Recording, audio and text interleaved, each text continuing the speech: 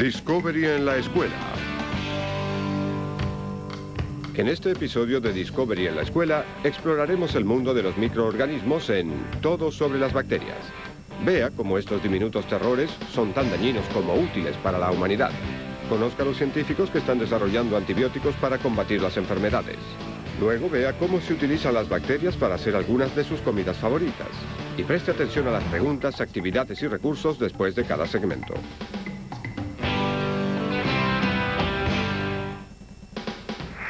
Considere esto antes de ver Todo sobre las bacterias, primera parte.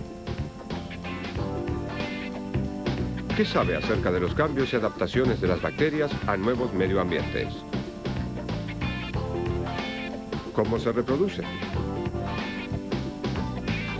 Cuando vea el documental, preste atención a los efectos dañinos y útiles de las bacterias en el cuerpo humano y el medio ambiente. Discovery en la escuela presenta Todo sobre las bacterias, primera parte.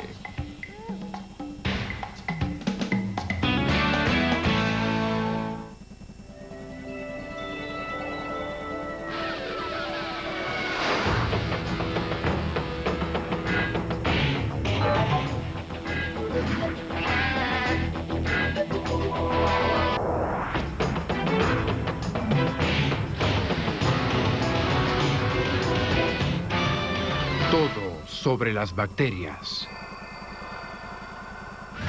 Y ahora las noticias de WTOP. No afirmamos ni descartamos nada. Estamos esperando el resultado de los análisis. Vamos directamente al centro de Washington, a la escena de los sucesos. Una nota dijo que el paquete anónimo contenía anthrax, una bacteria mortal. Fueron convocados los equipos especializados en tóxicos. Las personas que habían tocado el paquete fueron descontaminadas e internadas en hospitales. Las autoridades no dejaron nada al azar. 1 kilo de anthrax puede matar hasta 3 millones de personas. Pero ahora, en este día, se trató de una falsa alarma. El temor se basaba en que Saddam Hussein había gastado $100 millones para desarrollar el armamento biológico de Irak. Cuando Irak invadió Kuwait, Hussein disponía de cultivos de anthrax y de suficientes toxinas de las bacterias que producen botulismo para matar a todos los habitantes del planeta. Durante la Guerra del Golfo, una parte del material fue colocado en los misiles y los comandantes iraquíes habían autorizado su lanzamiento. La guerra terminó y las Naciones Unidas destruyeron las instalaciones donde era producido el veneno.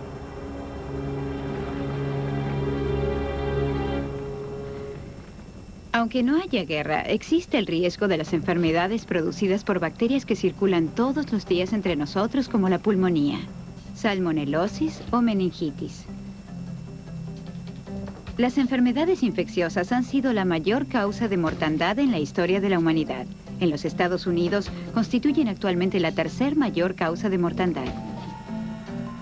Las bacterias pueden enfermarnos seriamente y muchas veces hasta matarnos. Y cuando se desarrollan medicamentos para combatir los gérmenes, estos mutan para poder resistirlos. Estamos destinados a convivir con los microorganismos. Es un error pensar en la posibilidad de erradicarlos. Uno podrá lavarse todo lo que quiera, pero no podrá quitar los microorganismos de su piel. Podrá restregarse todo lo que quiera, pero no logrará quitar las bacterias de su boca. Sabemos además que las bacterias están constantemente presentes en otras partes.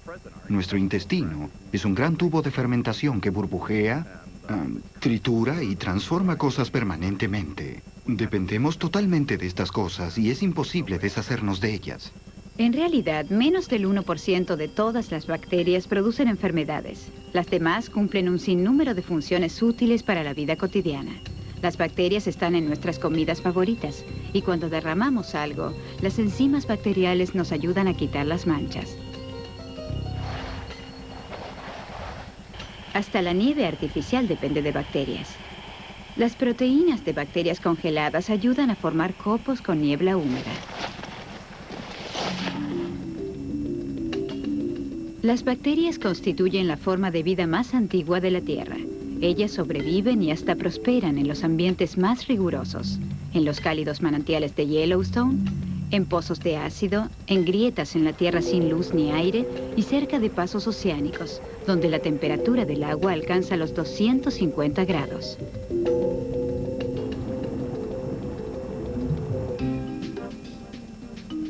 Esto es una bacteria, un organismo unicelular que tiene su propia rama en el árbol de la vida. De este lado están las margaritas, ardillas y personas, porque sus cuerpos están formados por muchas células.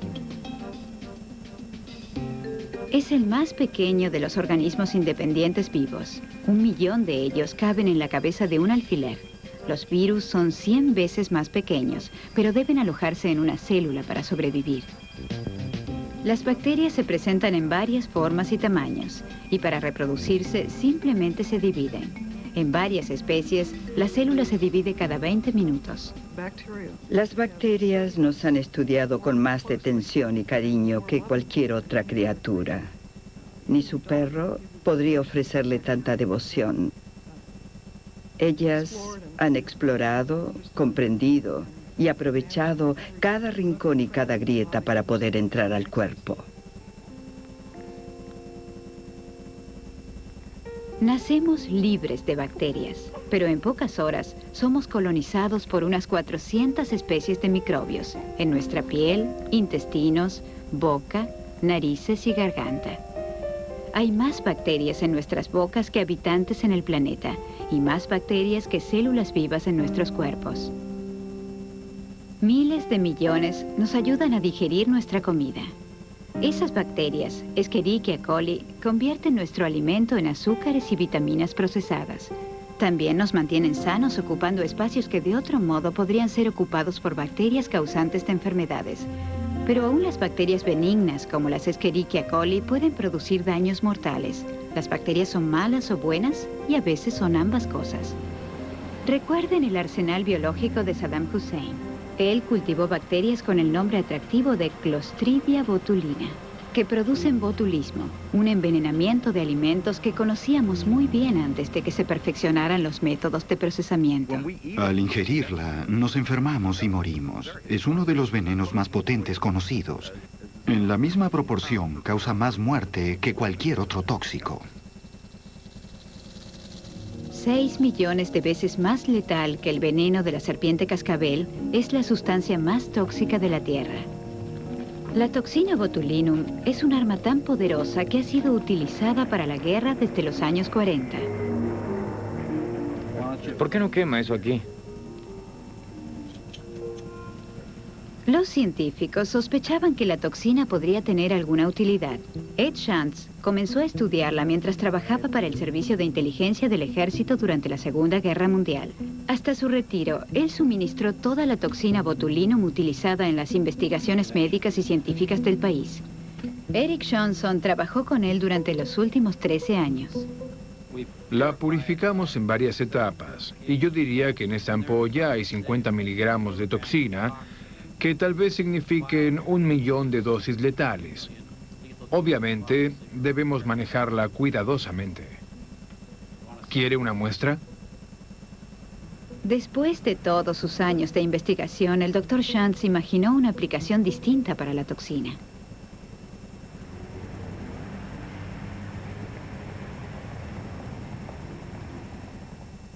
Al principio comenzó con un pequeño dolor en la base de la nuca. Luego, mientras conducía un automóvil, de pronto mi cabeza se inclinó hacia la izquierda. Y la única manera de enderezarla fue empujándola con la mano. Howard Till sufre de tortícolis espasmódica, una afección dolorosa causada por músculos hiperactivos que doblan el cuello y pueden tirar la cabeza de una persona hacia adelante, atrás o a un costado. Cerca de 150.000 norteamericanos sufren esta enfermedad. Usted quiere romper la máquina. ¿Dónde está el tubo? El Dr. Shantz pensó que si la toxina paralizaba los músculos, tal vez una ínfima cantidad de la misma podría relajar los músculos hiperactivos. Ahora vamos. Oh, Dios. Me encanta oír eso. Respire hondo. En una dosis 1000 veces más pequeña que la dosis mortal, la toxina letal cura. Muy bien. Falta una.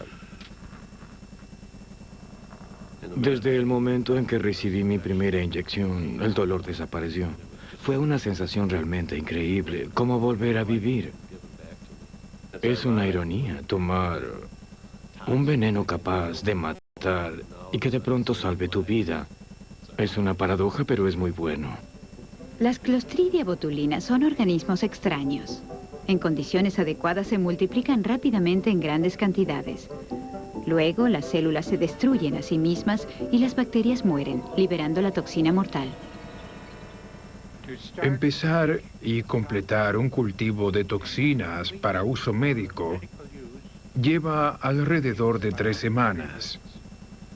En ese lapso podemos preparar suficientes toxinas para abastecer a la profesión médica durante muchos años. Y todo está en este pequeño tubo que puede ver aquí. Hay investigaciones promisorias que indican que la toxina del botulinum podría ayudar a millones de personas que sufren de afecciones asociadas a una hiperactividad de los músculos como el mal de Parkinson, parálisis cerebral, esclerosis múltiple y el tartamudeo. El equipo de la vida. San Francisco está orgullosa de su pan especialmente fermentado con su corteza dorada. La leyenda cuenta que los mineros salieron precipitadamente en busca de oro, olvidando la masa de pan a medio terminar. Luego descubrieron que este tenía un sabor muy distinto al de otras horneadas. Sin saberlo, las bacterias se convertirían en el sabor de la ciudad. Este pan se hace a partir de una primera masa fermentada. En Boudin, desde 1849, se utiliza todos los días una masa inicial o masa madre. Willie Joseph ha sido panadero en Boudin durante 33 años. Colocamos harina, agua, masa madre y las mezclamos durante 10 minutos. Es una masa fermentada normal. Con harina y agua y la masa madre es fresca todos los días. Cada día se aparta un trozo para el día siguiente. Y eso es lo que la hace fermentar. Sin esa masa madre, el pan no le varía.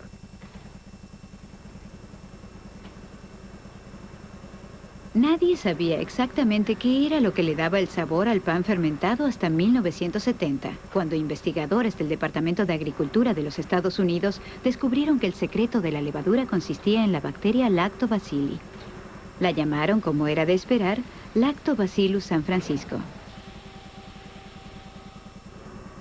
Durante muchos años la gente elaboraba este producto sin entender lo que realmente ocurría. Ahora comprendemos científicamente lo que sucede cuando producimos el pan. El arte se ha unido a la ciencia.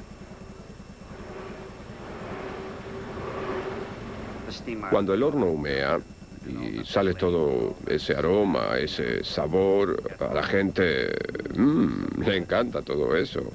Es la masa madre, San Francisco, la niebla, las bacterias, el clima.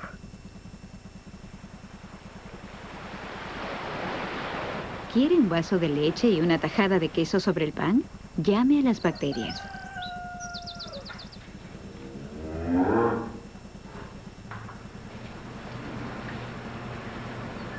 Si esta es una máquina para transformar el pasto en leche, sus engranajes son bacterias.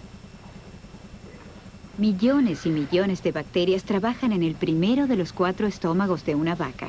Al igual que en las personas, las bacterias transforman el alimento en nutrientes que eventualmente se convierten en leche. Cuando la leche es utilizada para fabricar queso, las bacterias juegan un papel estelar. Bacterias específicas brindan a los quesos sus distintos sabores y producen los huecos en el queso suizo.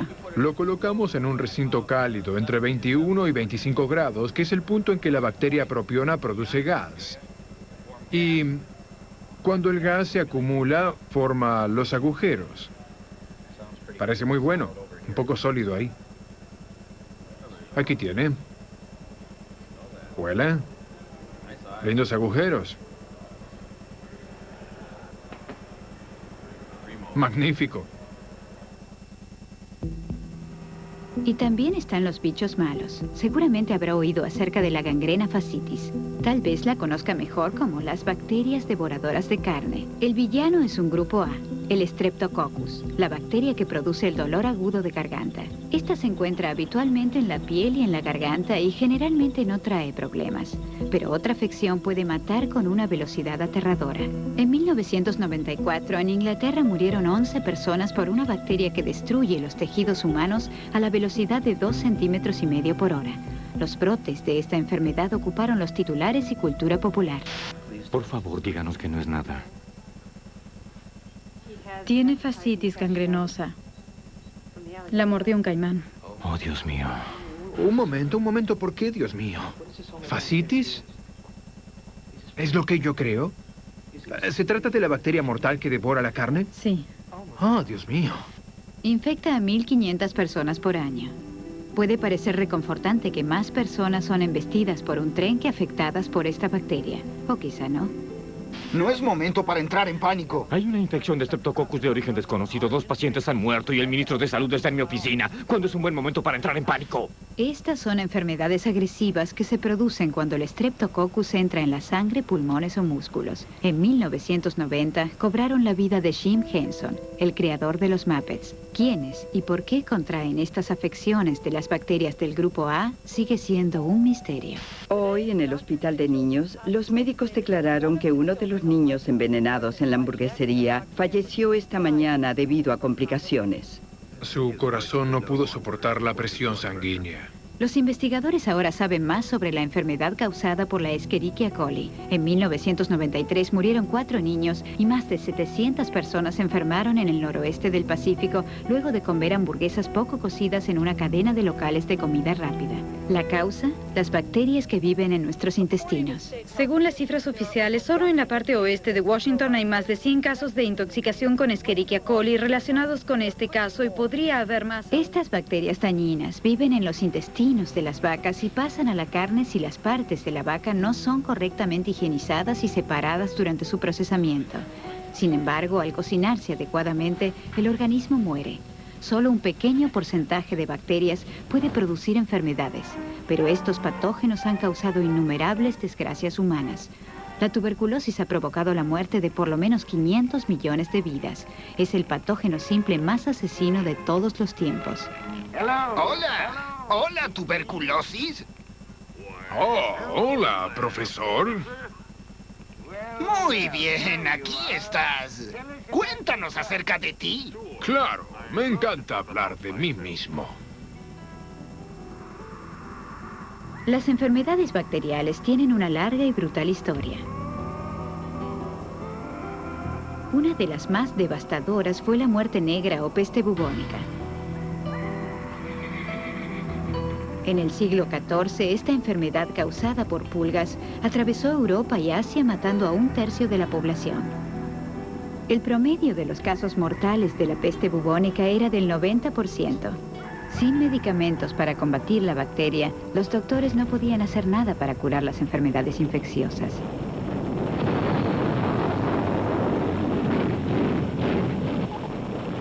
La lucha continuó hasta el siglo XX, cuando un descubrimiento casual cambió el curso de la historia de la medicina. En su viaje de regreso, los aéreos traen heridos a los hospitales británicos. La gangrena que produjo millones de muertes durante las guerras del pasado ha sido derrotada por el milagro de la penicilina. Los científicos están elaborando... El milagro comenzó en 1928, cuando un científico británico llamado Alexander Fleming salió de vacaciones. No se preocupó en limpiar y dejó sus cultivos de bacterias en el lavatorio. Cuando regresó, notó que un plato se había enmohecido. El moho mató las bacterias, pero Fleming no lograba estabilizarlo o purificarlo. Esto requirió un equipo de 4 hombres de Oxford y 10 años. La droga fue llamada como el moho, penicillium, que se convirtió en penicilina. Gracias al plasma y a la penicilina, miles de hombres podrán regresar a sus casas y a sus agradecidas familias. El futuro mundo de paz cosechará los beneficios de este gran descubrimiento médico de los tiempos de guerra. La penicilina fue el amanecer de una nueva era de la medicina. Finalmente, los médicos tenían el poder de curar. La humanidad parecía haber logrado vencer las enfermedades infecciosas. En los años 40, cuando el empleo de antibióticos se hizo general, se produjo una gran euforia, porque estábamos curando cosas como la intoxicación de la sangre con streptococcus, pulmonía, sífilis, gonorrea y todas esas enfermedades. Era realmente un milagro. El pequeño Elisha, de 4 años, estaba enfermo y su madre Vivian muy preocupada. No quería comer, no quería jugar, no quería hacer nada. Se quedaba ahí acostado. Dijo que le dolía el pie. Le pregunté si había pisado algo o si se había lastimado. Dijo que no. Era muy extraño.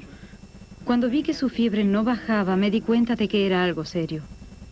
Vivian, una madre de 5 hijos con experiencia, nunca había visto algo igual. Luego de 2 días de intensa fiebre, llevó a Elisha al hospital. ¿Te duele cuando hago esto? ¿Duele cuando toco aquí?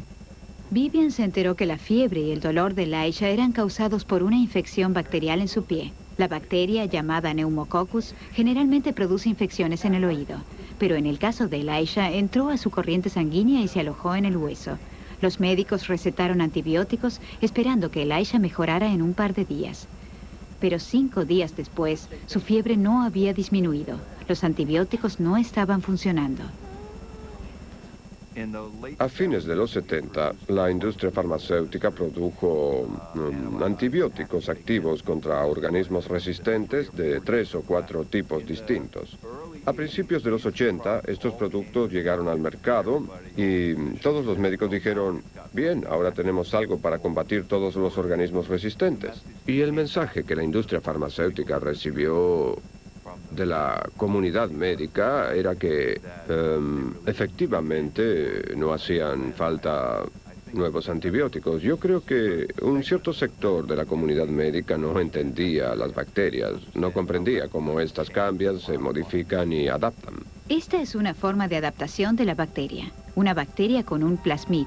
Los plasmid contienen información genética. Se va a conectar con otra bacteria. Una copia del ADN será transferida. El nuevo ADN puede ordenar una nueva fuente de alimento o energía o indicar cómo evitar un antibiótico. Este conocimiento es transferido a otras bacterias, aún a las de especies diferentes, y puede ocurrir en menos de 1 hora. Se podría argumentar que si los organismos realmente intercambiaran información, todas las bacterias serían iguales, serían como una especie de amalgama, pero no es así. Cada una es muy individualista en cuanto a su conducta y supervivencia, y cada una tiene una artimaña para sobrevivir, y es como si tuviera su propio lugar en el mundo. Esto es un pobre consuelo para Elisha y su madre, mientras los médicos intentan descubrir por qué no mejora. Están empleando las armas más pesadas de la medicina para detectar la infección con exactitud. Esto no duele, ¿verdad?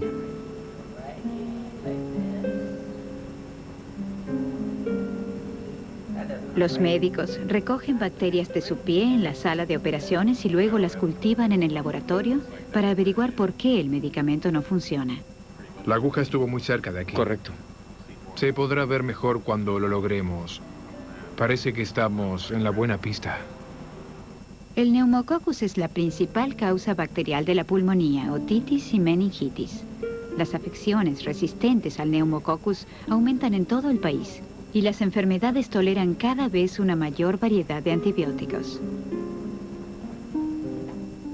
La resistencia a los antibióticos significa que las bacterias han desarrollado una forma para evitar la acción letal de los mismos. Esto quiere decir que si usted tiene una infección y le suministran uno de esos antibióticos, tal vez no le haga efecto.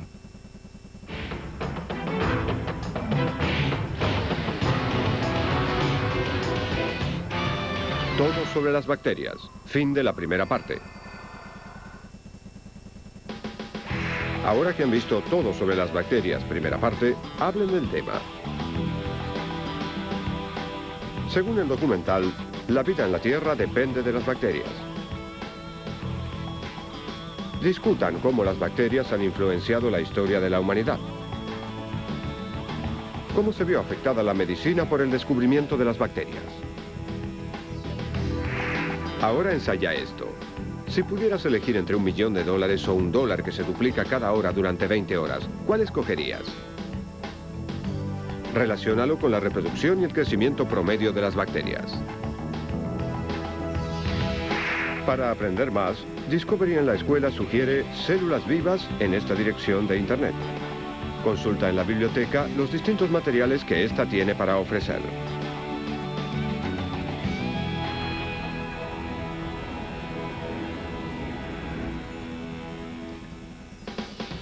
Considera esto antes de ver Todo sobre las bacterias, segunda parte. Piensa en el papel que juegan las bacterias en el medio ambiente, las enfermedades y en la industria. ¿Cómo puedes protegerte a ti mismo y a los demás en la vida cotidiana de la contaminación de microorganismos patógenos? Cuando veas el documental, presta atención a la importancia económica que tienen los microorganismos.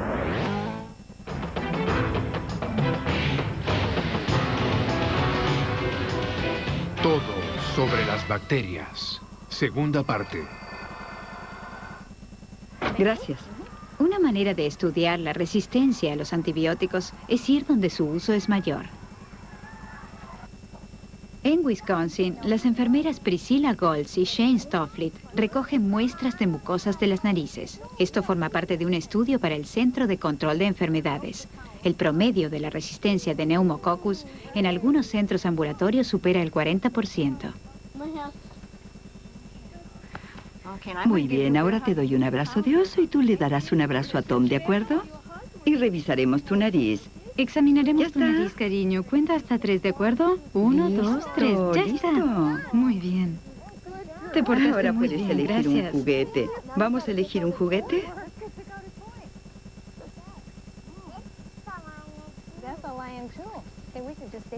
¿Se quedan todo el día? Sí. Los centros ambulatorios son considerados con frecuencia como excelentes campos de cultivo para nuevos y resistentes organismos.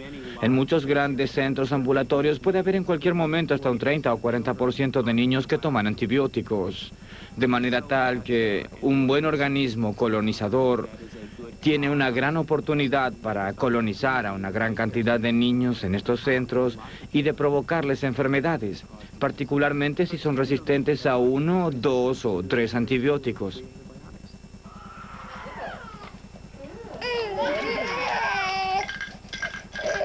Millones de niños toman antibióticos contra las infecciones en los oídos o para prevenirlos. Si el medicamento no mata todas las bacterias, la infección vuelve y se recetan más antibióticos. Los médicos están preocupados por el abuso de estas drogas, pero no encuentran alternativas. ¿Se acuerda que hemos hablado sobre la bacteria llamada neumococo? Sí. Se trata probablemente de la causa bacterial más común de las infecciones a los oídos. Y es la que muestra mayores señales de no responder bien a los antibióticos. Oh, sí. Hola, hola. Mírate, mira tus oídos. Aún tiene mucho líquido.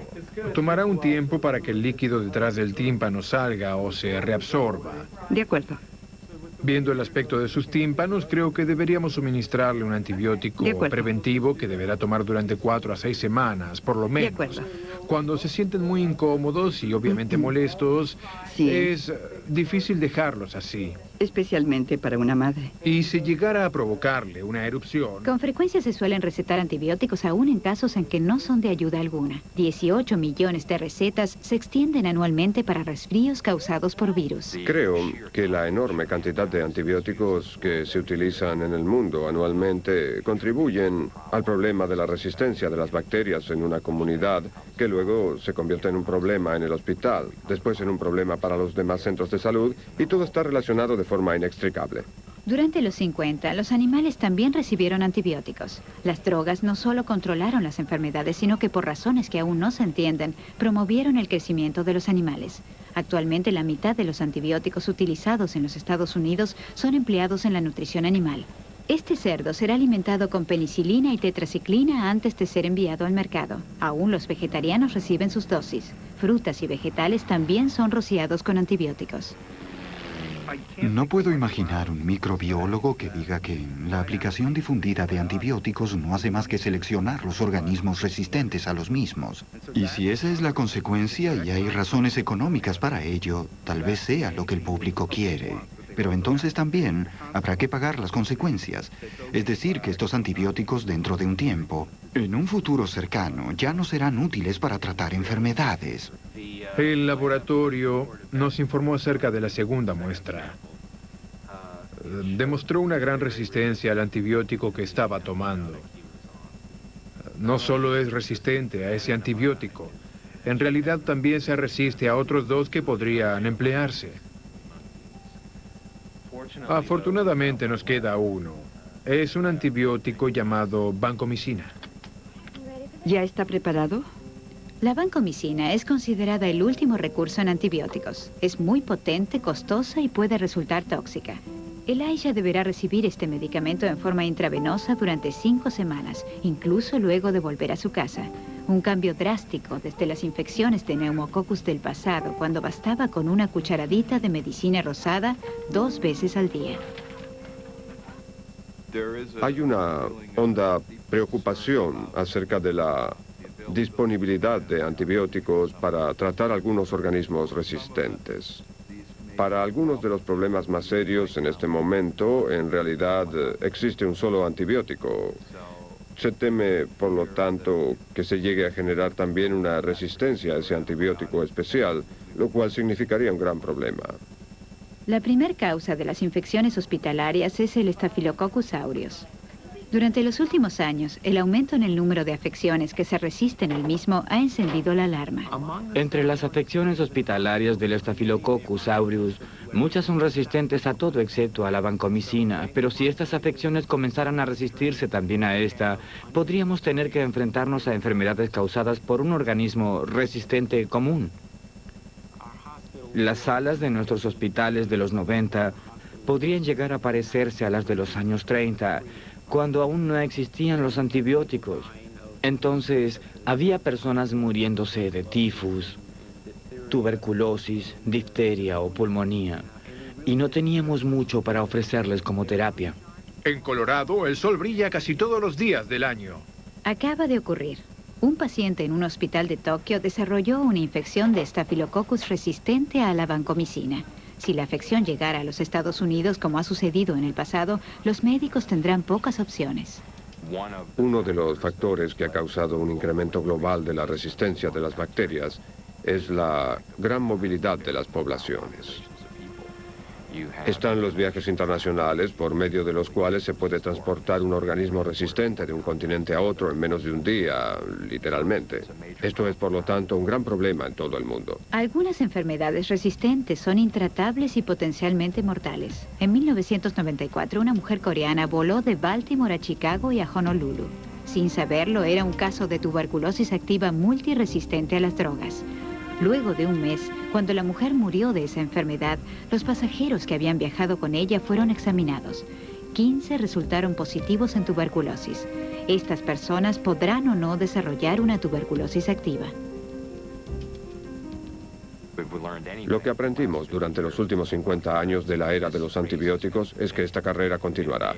Puede acelerarse porque contamos con nuevos antibióticos y tendremos nuevos tipos de antibióticos en el futuro.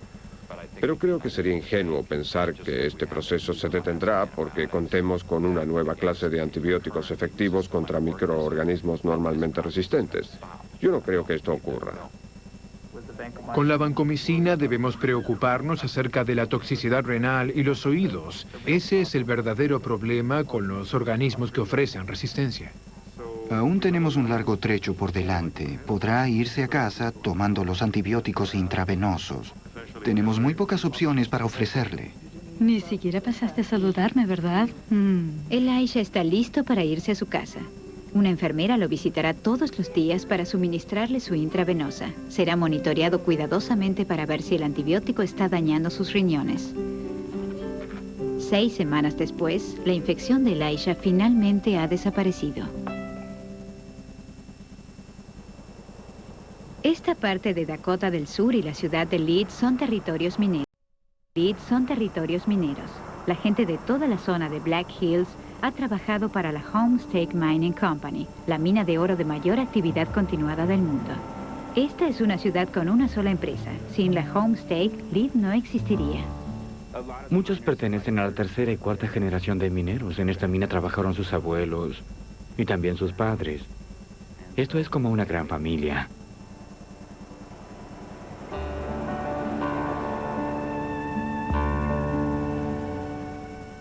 Sí, mira aquí en esta mesa. Esto es solo un tamiz para oro automático. Hace lo mismo que los antiguos trabajadores en el arroyo, solo que es más eficiente y lo hace a mayor velocidad y con mucho más material.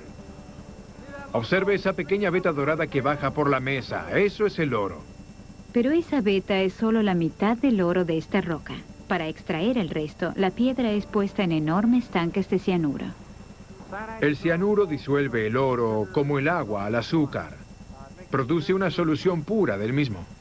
Luego de extraer el oro, la solución de cianuro era arrojada en el desaguadero de la ciudad, matando todo lo que había en el agua. Durante más de 100 años, el riachuelo fue negro. La Agencia para la Protección del Medio Ambiente le dio un plazo de 1 año a la Homestake para desarrollar un plan para eliminar el cianuro del riachuelo. Los directores de la mina no sabían bien cómo resolver el problema manteniendo la rentabilidad de la mina. Para la gente de Lead, Dakota del Sur, las ganancias de la Homestake significaban empleos. Además del cianuro, hay muy pocas cosas que disuelvan el oro y son aún peores que el cianuro mismo. El jefe ejecutivo de Homestake agregó otro desafío: purificar el arroyo lo suficiente para criar truchas. Homestake contrató al bioquímico local Jim Whitlock. Whitlock y su equipo decidieron aplicar su experiencia en microbiología para hacer algo diferente. Partimos del simple conocimiento de que las bacterias pueden resistir el cianuro, y sabíamos que algunas bacterias pueden tolerar bastante más cianuro que otras. De hecho, identificar bacterias en base a la cantidad de cianuro que podían tolerar era un hecho normal. Examinamos eso en profundidad y descubrimos que las bacterias parten la molécula de cianuro en dos para poder utilizarla como fuente de alimentación. Eso fue lo único que descubrimos que pudiera servirnos para el trabajo, por lo tanto teníamos una sola opción y debía funcionar. Nos daba un poco de miedo. Y funcionó. Hoy todo el agua de la mina subterránea es filtrada a través de estos tanques. Cada tanque contiene alrededor de 10.000 kilos de bacterias pseudomonas adheridas a discos de plástico. A las bacterias les gusta pegarse a las cosas y tienen una pequeña cola que utilizan para impulsarse dentro del agua. Luego desechan la cola y segregan una baba con la que se adhieren al disco de plástico mientras este gira muy lentamente, a 1,5 vueltas por minuto, parcialmente sumergido en el tanque de agua. Las bacterias adheridas al mismo pasan por el agua y por el aire.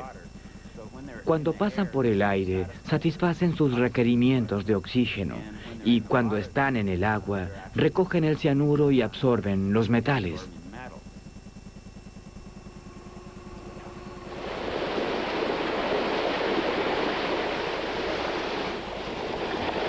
Cada día, unos 15 millones de litros de agua limpia salen de la planta de tratamiento para entrar al riachuelo Whitewood Creek. En 1984, 6 meses después de que la planta comenzó a funcionar, ya había peces nadando en el arroyo. Por supuesto, los peces son los mejores químicos. Es imposible engañarlos. Para ellos el agua es buena o mala. Conozcan a los canarios de la Homestake Gold Mine. Antes de que el agua pase por el caño y entre al arroyo, las truchas de la planta purificadora dan su aprobación final. Los peces estaban felices, y al romper el cianuro, las pseudomonas obtenían suficiente alimento. Los contadores también estaban contentos.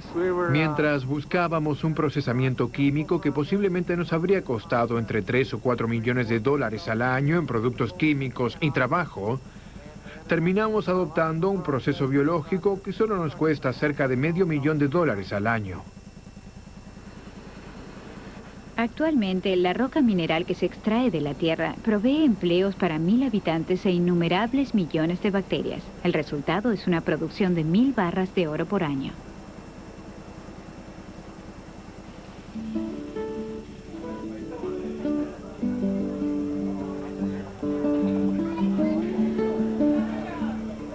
Para mí, regresar a casa, al lugar donde crecí, y formar parte de un equipo que limpió y cambió completamente una región, fue muy gratificante, particularmente porque se trataba de mi hogar. Vuelvan hoy y hagan una prueba de respiración para ver si los antibióticos han funcionado o no. 1 de cada 10 adultos padecen úlceras que no están relacionadas con el estrés. Ahora conocemos la verdadera causa, el Helicobacter pylori, una bacteria de acción retardada en forma de espiral que se reproduce en el estómago. Esta bacteria se detecta con una simple prueba para luego poder iniciar un tratamiento con antibióticos.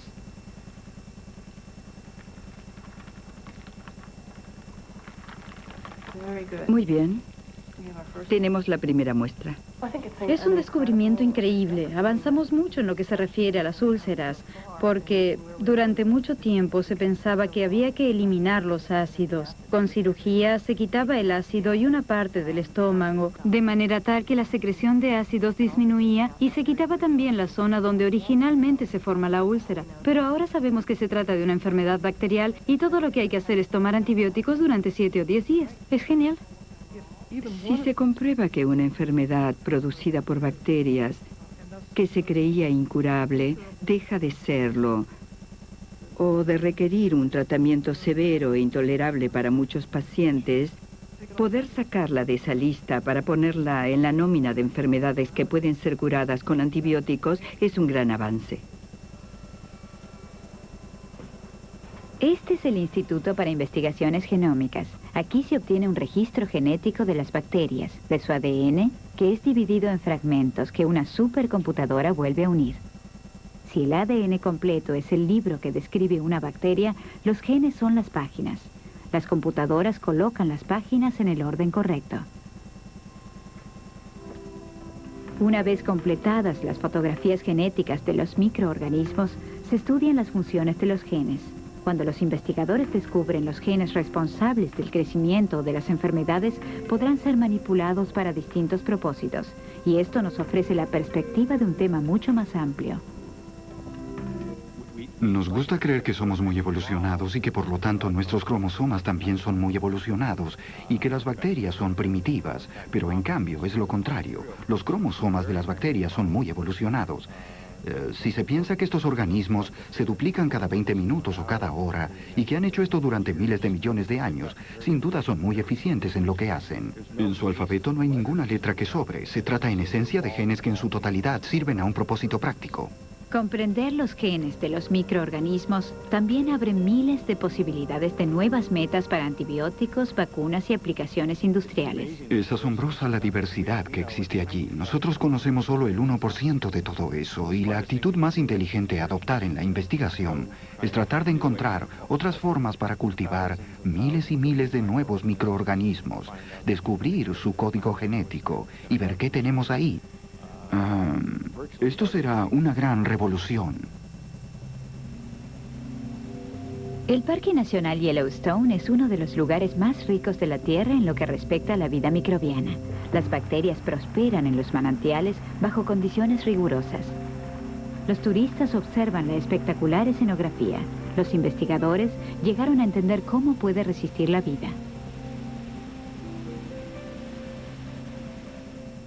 Muchos de los organismos que viven en estos manantiales deben alimentarse. Estos son los llamados heterótropos. Necesitan consumir elementos de su medio ambiente. Y para que un microbio pueda consumir algo en su medio ambiente, debe producir una enzima que pueda romper ese ítem en particular. Si sacamos una pieza de madera de este charco caliente y vemos que la parte exterior está blanqueada, automáticamente nos preguntamos cómo pudo ocurrir.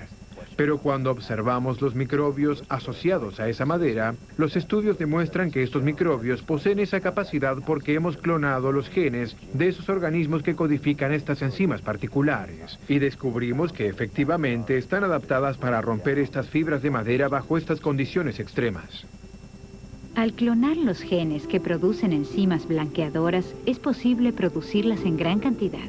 Esto significa que las empresas papeleras podrán utilizar enzimas para blanquear el papel y reducir la necesidad de cloro. Esto es bueno para el medio ambiente y es un gran negocio. La producción de enzimas es una industria de 11.500 millones de dólares por año. La mayoría de los antibióticos provienen de bacterias que viven en la tierra.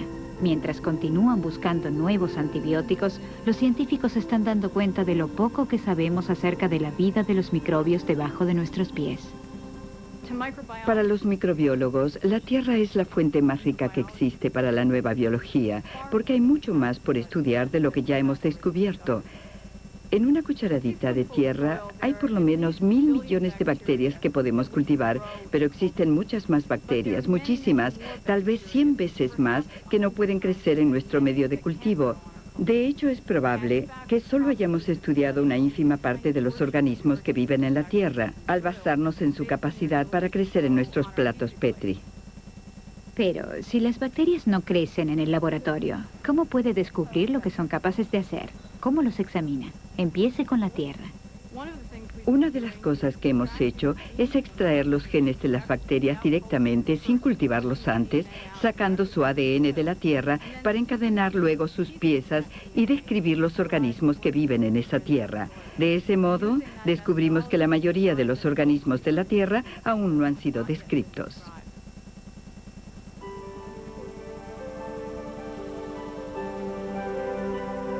La búsqueda de nuevos microbios ha llevado a los investigadores desde la tierra del patio trasero hasta el fondo oceánico y el cielo. Un meteorito de Marte ha fosilizado estructuras que se parecen sospechosamente a pequeñas bacterias.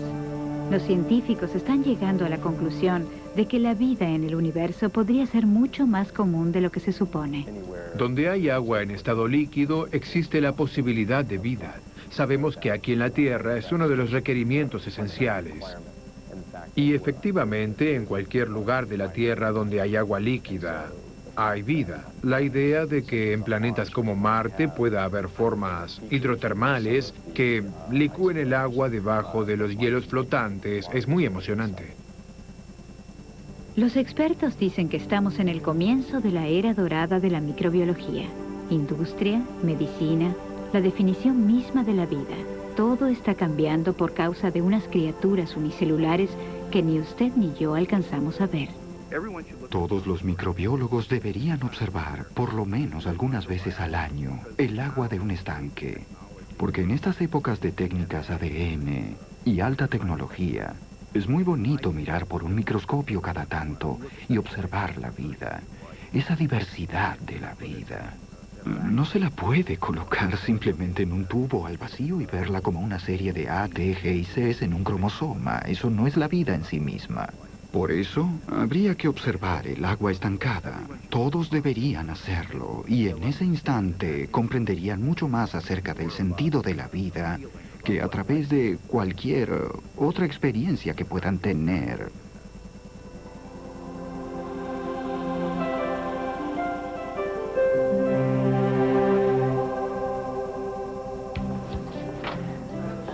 Hola, bienvenida a nuestro humilde hogar. Me alegra conocerla. ¿Recuerda que di la mano? Sí. Mira lo que hay en ellas. Oh, Dios mío. Esto demuestra cómo los gérmenes son transmitidos de mano a mano, persona a persona y desde las superficies. Bien, alcánzame la botella. Es la misma que usaré durante meses en la cocina. Correcto. Mañana pondré esto sobre mi pan italiano para darle sabor. Y ahí está la misma botella, mezcla de contaminación. Ahora lo frotamos. Sí, hay que frotarla con un poco de esto hasta arriba. ¿Quieres un poco de sal? Sí, eso estaría bien. Pensé que la mezcla de contaminación era buena. Luego recordé la mezcla de ¿De qué mezcla de polinización. polinización estás hablando, Fran? Por favor, tráigame mi silbato. Eso estaba bien. Esto Increíble. está mal. Ahora que han visto todo sobre las bacterias, segunda parte, coméntenlo. Discutan las causas del aumento global de las bacterias resistentes a los antibióticos. ¿Cuáles son las consecuencias de la resistencia de las bacterias para la población humana y animal? ¿Qué podemos hacer al respecto? Ahora ensaya esto. Investiga y escribe un informe sobre una muestra de tecnología moderna en materia bacterial, como el reciclaje de nutrientes, minería microbiótica, purificación de desechos, fijación de nitrógeno, desarrollo alimentario o tratamientos médicos. Para aprender más, Discovery en la escuela sugiere el zoológico de microbios.